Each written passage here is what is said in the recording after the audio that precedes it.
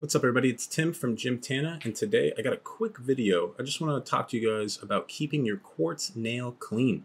I see a lot of CHAZ nails out there, and it's very simple to make these things last a little bit longer, get some more value out of your nail. Couple quick steps. All right, after you take your dab, step one, Q-tips, baby. These are your friends right here. Why Q-tips? We're going to use them to soak up the excess oil that's left over in the nail after you've taken a dab. If there's not any leftover oil in your banger, you probably took the dab a little too hot, and that in itself is going to, cause some CHAZ on your banger. So lower the temp.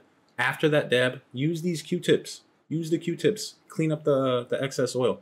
After we use a dry Q-tip, we're going to use the second step, 99% ISO.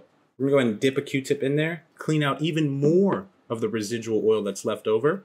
And then the final step, this is key, it's not necessary, I like to do it. I dunk my nail inside the ISO bath just to make sure that there's no oil at all on that nail, because when I torch it for the next dab, any little bit of oil that's on there will cause, that oxidation, that CHAZ on your nail that you don't want. This is what you don't want to see on your nail, right?